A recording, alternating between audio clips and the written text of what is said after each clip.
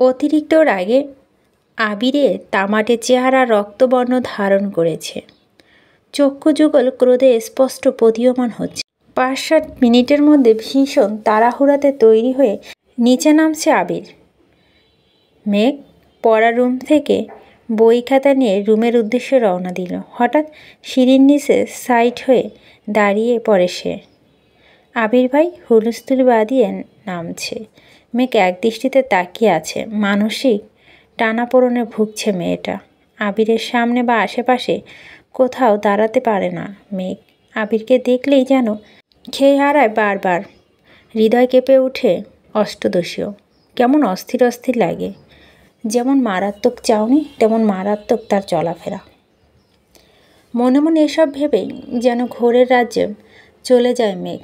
আবির পাশে দিয়ে যাওয়াতে আবির শরীরে ঝাঁঝালো ঘ্রাণের সাথে তীব্র স্প্রে গন্ধ মস্তিষ্ক পর্যন্ত চলে যায়। সহসা ঘোর কাটে মেঘের। সিঁড়িতে আবির ভাই নেই। কয়েক কদমে আবিরে পৌঁছে গেলে মেন গেটের কাছে হঠাৎ রান্নাঘর থেকে মালিহা খান ডাকলেন, এই সময় কোথায় যাচ্ছিস বাবা? মেঘ পেছন ফিরে তাকায় সেদিকে। আবির চৌঘাটের বাহিরে পা রাখতে রাখতে ব্যস্ত আর ক্রোধিত কণ্ঠে উত্তর দিল, বাইরে একটু কাজ আছে, ফিরতে রাত হবে। এক মুহূর্ত দাঁড়ায়নি সে। ক্ষিপ্রবেগে হেঁটে চলে যায়। মেঘ ঠায় দাঁড়িয়ে আছে সিঁড়ির নিচে। কিছুই যেন ঢুকছে না ছোট্ট মস্তিষ্কে। কয়েক মুহূর্তের পরে মেঘও যথারীতি বই খাতা নিয়ে রুমে চলে যায়। আজ তার অনেক পড়া। আগামীকাল রবিবার কোচিংয়ে পরীক্ষা, ক্লাস, নতুন টিউশন, সব মিলিয়ে পড়া শিখতে ব্যস্ত হয়ে পড়ে। রাত ৯টা খেতে বসেছে সবাই। খানবাড়ি খাবার টেবিলটা অনেকটাই লম্বা। টেবিলে একপাশে প্রশস্ত বরাবর বসে আলী আহমেদ খান, খানবাড়ির বড় কর্তা। ওনার বিপরীতে কোনো চেয়ার নেই, কারণ ওনার মুখোমুখি বসার যোগ্যতা এই বাড়িতে কারো নেই। একপাশে 4টা চেয়ারে ইকবাল খান, আদি, আনভীর ভাইয়া আর আবির ভাইয়ার চেয়ার এক পাশে। আবির ভাই না থাকাকালীনও চেয়ার সরানো হয়নি। অন্য পাশে 3টা চেয়ার, মোজাম্মেল খান, মিম আর মেঘের। মেয়ে মানুষ গা ঘেঁষে বসা পছন্দ করে না, তাই একটা চেয়ার স্টোর রুমে রেখে 3টা চেয়ার দূরে দূরে রেখেছে। যদিও মেহমান আসলে আরও 3-4টা চেয়ার অনায়াসে ফেলা হয় এখানে। এত বছর আবির ভাই না থাকায় মেঘ একেবারে কর্নারের চেয়ারটায় বসেছে। আবির ভাই ফেরার পরও তাকে বাধ্য হয়ে এই চেয়ারটাতেই বসতে হয়। আবির ভাইয়ের মুখোমুখি বসা আর প্রথম বিশ্বযুদ্ধ শহীদ হওয়া দুটো মেঘের কাছে সমান। রোজ দুবার চোখের সামনে নিজের মস্তিষ্ক রক্তক্ষরণ সহ্য করে। বুকের ভেতর উতাল পাতাল ঢেউ সামলানো সেই ধারালো চোখের চাউনি প্রতিবার যেন পিস পিস করে কাটে অষ্টাদশী হৃদয়টা। এদিকে বোকা মেঘ এখনও অনুধাবনই করতে পারছে না আবির ভাই কি তার শুধু ক্রাশ নাকি সে তার প্রেমে পড়েছে। আচমকা আলী আহমেদ খানের রাশভারী কণ্ঠে মেঘের গাঢ় চিন্তা ব্যতীত ঘটল, আলী আহমেদ খান আরিফ কোথায়? অফিসের কাজ তো সেই সন্ধ্যাবেলায় শেষ, তাহলে এত রাতে কোথায় সে? মালিহা খান তটস্থ ভঙ্গিতে বললেন, ও তো সন্ধ্যা এসেছিল, রেস্ট নিয়ে কফি খেয়ে তারপর বের হলো। আলী আহমেদ খান, ছেলেদের নিষেধ করো রাত বিরেত ঘোরাঘুরি করতে। ইকবাল খান সাবলীন ভঙ্গিতে বলে উঠল, বড় ভাইয়া তুমি চিন্তা করো না, ছেলেটা এত বছর পরে দেশে ফিরেছে, বন্ধুত্বতে একটু সময় দিতে হয়।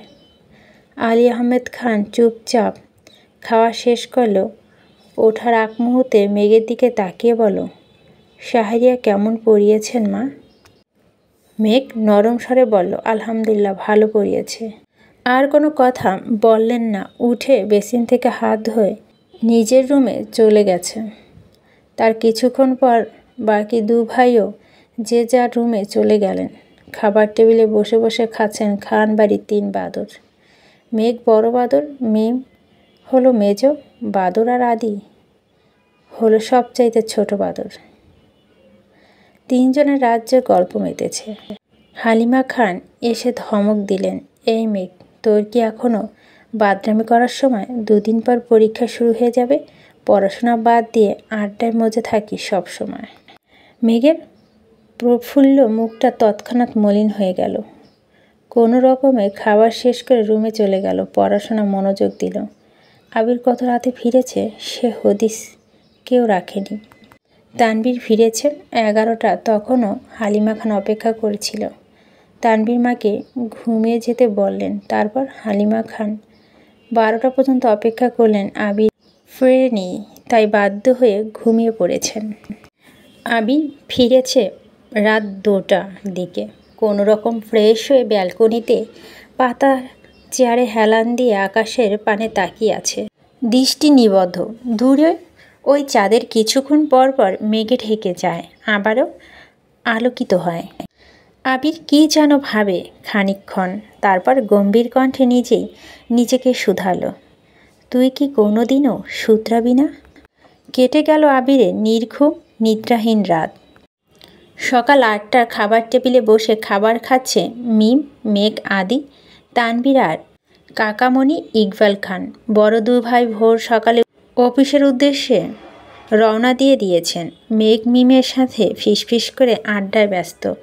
তানবীর যেন দেখেও না দেখার মতো খাচ্ছে।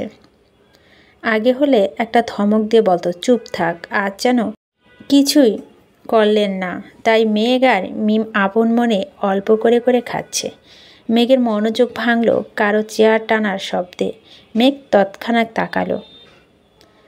আবিরে নিখাত দৃষ্টি মেঘের চোখে নিবদ্ধ। মেঘ এক পলক তাকিয়ে চোখ নামিয়ে ফেলল। বুকের ভেতর ধুকপুকুরের মাত্রা বাড়ছে, তার সাথে নিযুক্ত হলো চিন্তার ছাপ। মাথা নিচু করে মনে মনে বলল, আবির ভাইয়া সারা রাত ঘুমায়নি, ফ্যাকাশে হয়ে আছে মুখটা। কি হয়েছে ওনার? এসব ভেবেই মেঘ আটকে উঠছে বারবার। গতকাল সন্ধ্যায় বের হলো চোখ অন্ধকার করে। রাতে কখন ফিরেছে উনি? কোথায় ছিলেন সারা রাত? এসব চিন্তা মেঘের উৎফুল্ল মেজাজটা খারাপ হয়ে গেল। মিমের ডাকে স্বাভাবিক হলো মেঘ। মিমের খাওয়া শেষ, উঠে যাচ্ছে। এতক্ষণে তানবীর আর ইকবাল খানও খেয়ে চলে গেছে। খাবার টেবিলে এখন শুধু আদি, আবির আর মেঘ। মেঘ প্লেটে ভাতগুলো তাড়াতাড়ি শেষ করলো। যেই না উঠতে যাবে, আবির ভাই মেঘের প্লেটে আরও 2 চামচ ভাত দিলেন। মেঘ ছোট করে চিৎকার দিতে গিয়েও দিল না। চোখ পড়ল আবিরের দিকে। আবিরের তামাটে মুখটা দেখেই চোখ নামিয়ে নিল। আবির প্রখর তপ্ত স্বরে বলল, এগুলো শেষ করে তারপর উঠবি। মেঘ কিছু বলতে গিয়েও থেকে গেল। আবির আবারও বলে উঠল, তোর নাম সারাক্ষণ শুধু অভিযোগ শুনি, খাস না, এখন চুপচাপ খা। একটা কথা বলবি তো? 1 চামচ ভাত দিব। মেঘ চিবুক গলায় ঠেকালো, অল্প অল্প করে ভাত খাচ্ছে। হঠাৎ আদি উৎফুল্ল মেজাজে বলল, মেঘাপু, আমার খাওয়া শেষ, তুমি লাস্ট। হ্যাঁ। মেঘের মুখটা আরও ছোট হয়ে গেল। কিছুক্ষণ আগে 3 ভাই বোন মিলে চ্যালেঞ্জ নিয়েছিল যে আগে খেয়ে ফার্স্ট হবে তাকে একটা কিটক্যাট দেওয়া হবে। মেঘই ফার্স্ট হতো, কিন্তু আচমকা আবির আসাতে মেঘের মনোযোগ নষ্ট হয়ে যায়, খাওয়া বন্ধ হয়ে যায়। আর মিম ফার্স্ট হয়ে গেছে। আদি আগেই খাওয়া শেষ করলো তো অন্তত পক্ষে দ্বিতীয় থাকতো। আবির ভাই এর ওপর কিছু ক্ষিপ্ত হলো মেঘ। সঙ্গে সঙ্গে মনোযোগ বিঘ্ন ঘটালো। মনে মনে বলল, আবির ভাইকে কি জিজ্ঞেস করব, কি হয়েছে? ততক্ষণে প্লেটের ভাত জোর করে খেয়ে শেষ করেছে। মেঘের জিজ্ঞাসু নেত্র যুগল আবিরের মুখ পানে। মেঘের হাত পা কাঁপছে, গলা শুকিয়ে আসছে। কি জিজ্ঞেস করতে চেয়েছিল সব এলোমেলো হয়ে গিয়েছে।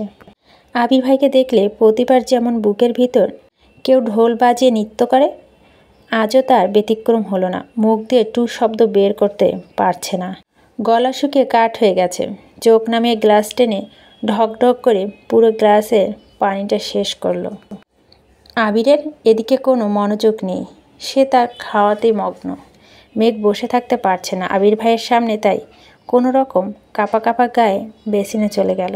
আবির চোখ তুলে এক পলক দেখল প্লেটটা খাওয়া শেষ, তাই আর কথা বাড়ায়নি। হাত ধুতো কোনো রকম রুমের উদ্দেশ্যে ছুটল মেঘ। সিঁড়িতে এমনভাবে ছুটছে যেন থামলেই পায়ে শিরশিরে গড়িয়ে পড়তে নিচে। 9:30 বা 40 বাজে। আবির বাসা থেকে বের হচ্ছে। আব্বু আর চাচু সেই সকালে অফিসে চলে গিয়েছেন, তাই আবির একটু পরেই গেলেন, সমস্যা নেই। আবিরের কিছুটা পেছনে মেঘও বের হলো। আজ রবিবার, কোচিং খোলা। মেন গেটের সামনে গিয়ে থমকে দাঁড়ালো মেঘ। আবির ভাই বাইক ঘোরাচ্ছে। মেঘ অপলক দৃষ্টিতে তাকিয়ে আছে সেদিকে। সেদিন প্রথম এখানে দেখেছিল আবির ভাইকে। সেই থেকে অষ্টাদশীর ছোট্ট পৃথিবীটা এলোমেলো হয়ে গেছে। ধ্যানে জ্ঞানে শুধুই আবির ভাই। অষ্টাদশীও খুব ইচ্ছে হচ্ছিল বাইকে করে কোচিনে যেতে। আজ পর্যন্ত মেঘ বাইকে ওঠেনি। শুধু মেঘ কেন, মিম আদি কেউই ওঠেনি। মেঘের খুব ইচ্ছে করে খোলা আকাশের নিচে বাইকে ঘুরবে, প্রকৃতির সৌন্দর্য, বাতাস উপভোগ করবে। মনে মনে ভাবল, আবির ভাই কি আমায় নিয়ে যাবেন? হঠাৎ আবিরের কণ্ঠ কানে বাজল। মেঘ নিজের নামটা আবির ভাইয়ের মুখে শুনে মনের মধ্যে বসন্তে হাওয়া লাগছে। মনে হচ্ছে তরোয়াল দিয়ে ফালা ফালা হয়ে গেছে হৃদয়টা। মনের মধ্যে হাজার পাখি কলরব, তারা যেন বলে বেড়াচ্ছে, তোর ক্রাশ তোকে ডাকছে। আবিরের গম্ভীর কণ্ঠ ভেসে আসল আবারও, ডাকছি তো। মেঘ চুপসে গেল। চোখ নামিয়ে কাঁপা কাঁপা পায়ে এগিয়ে গেল আবিরের দিকে। মনে মনে ভাবল, আবির ভাই কি সত্যি আমায় বাইকে করে নিয়ে যাবেন? আবির চোখে মুখে বিরক্ত নিয়ে বল, তুই চুল খোলে ঘুরছিস কেন? মেঘ যেন আহাম্মক হয়ে রইল। আবির কণ্ঠে দ্বিগুণ ভারী করে বলল, আজকের পর থেকে যেন তোকে বাইরে কোথাও চুল খোলা না দেখি। যদি আর একদিনও তোকে এভাবে দেখি তাহলে এমন থাপ্পড় দেব তোর গাল থেকে থাপ্পড়ের দাগ 1 মাসও যাবে না। ছোটবেলায় মাইটটা আশা করি ভুলোস নাই। এইটুকুনো বলে আবিরের হেলমেট পরে বাইক স্টার্ট দিয়ে চলে গেল। মেঘের মাথায় আকাশ ভেঙে পড়ল। কয়েক মুহূর্তে নিস্তব্ধ হয়ে রইল। মেঘ নিজের প্রতি নিস্পৃহের শ্বাস ফেলল। আবির ফিরে আসার পর থেকে মেঘ উদ্বিগ্ন, ক্রাশ খাওয়া, প্রেম প্রেম অনুভূতি সবেতে যেন পানি, আরে না বরফ ঢেলে দিয়ে গেল আবির ভাই। যেন মেঘ আবিরের প্রেমে হাবুডুবু খাবে ভাবছিল, তাতে যেন গভীর খাদে চুবিয়ে মারল। মনে পড়ে গেল ছোট্টবেলায় আবিরের মারের কালো অধ্যায়। ছোটবেলায় আবিরই মেরেছিল শুধু তাকে। আজ পর্যন্ত মা বাবা, এমনকি তানবীর এত ধমকায়, সেও কোনো দিন মেঘের গায়ে হাত তুলেনি। এত বছর পর আবির ভাই ফিরল। আবির ভাইকে দেখে মেঘের পুরানো সব কিছু ভুলে নতুনভাবে আবির ভাইকে নিয়ে ভাবনা শুরু করছিল। সবে মাত্র সেই ভাবনার আগুনে জ্বালিয়ে চলে গেল বেটা। আহত চোখে তাকিয়ে রইল কতক্ষণ। আচমকা রক্ত জবার ন্যায় ঠোঁট দুটো ভেঙে হু হু করে কেঁদে উঠল মেঘ। এই কান্না কতক্ষণ স্থায়ী হলো তা জানা নেই। হঠাৎ বন্যার কবলে কিছুটা কেঁপে উঠল মেঘ। ফোন রিসিভ করতেই বন্যা বলল, কিরে তুই কই, আসবি না? মেঘের কথা না বলে কেটে দেয় কল। মেঘের গাল চুপচুপে ভিজে আছে। তারপর হাতে উল্টো পিঠে দিয়ে চোখ দুটো মুছে গাড়ির দিকে যায়। বেশ কিছুক্ষণ পর কিছু একটা স্বাভাবিক হলো মেঘ। মনে মনে ক্ষুদ্র হলো, গাড়িতে বসে বসে ফুঁসছে রাগে।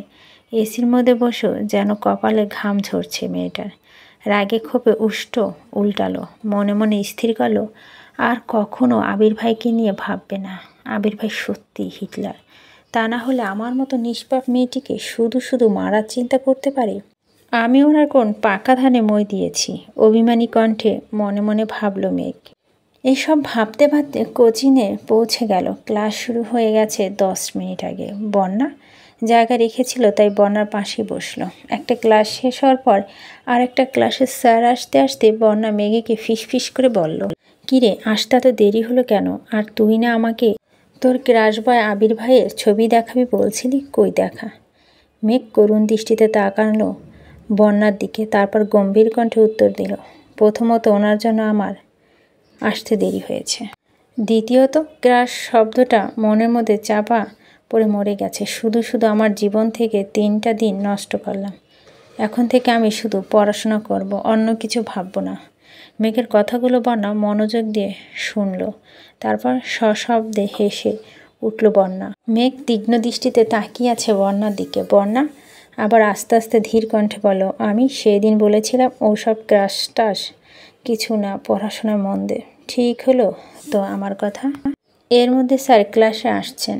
দুজনে ক্লাসে মনোযোগ দিল। মেঘ বাসায় ফিরে চুপচাপ নিজের রুমে চলে গেল। মনটা তার ভীষণ খারাপ। ফ্রেশ হয়ে এসে খাবার খেয়ে কোনো দিকে না তাকিয়ে নিজের রুমে গিয়ে পড়তে বসেছে। সন্ধ্যার পর টিউটর আসবে, পড়া মুখস্থ করতে হবে। সকালে শাসন ভোলার চেষ্টা মগ্ন মেয়েটা। প্রতিদিন সন্ধ্যার দিকে নিচে আসে মেঘ। ছোট ভাই বোনের সাথে আড্ডা আর খেলায় মগ্ন হয়। কিন্তু আজ তার ব্যতিক্রম হলো। দুপুরের পর থেকে একেবারে যেন নিচে নামলো না মেঘ। মিম আর আদি কয়েকবার ডাকতেও গিয়েছিল। দরজা লাগিয়ে পড়ছে মেঘ, আসবে না বলেছে। সন্ধ্যার পরপর বাড়িতে ফিরে আবির। চোখে মুখে উজ্জ্বলতা ফুটে উঠেছে। চোখে পড়ে রান্নাঘরে মা কাকিমাদের দিকে। কাকিমাকে ডেকে উৎফুল্ল কণ্ঠে বলো, কাকিয়া চিকেন পাকোড়া বানাবে প্লিজ। মা কাকিয়া তিনজনে যেন অবাক চোখে তাকিয়ে আছে আবিরের দিকে। ছেলেটার মুখ ফুটে কিছু চায় না কখনো, খাওয়া নিয়েও কখনো নাক ছিটকায় না, পছন্দের খাবার নামও জানে না কেউ। আজ হঠাৎ নিজে থেকে কিছু খেতে চাইছে। কাকিয়া হাসি মুখে বলো, তুমি ফ্রেশ হয়ে আসো, আমি রেডি করছি। আবির স্বাভাবিকভাবে রুমের দিকে চলে গেল।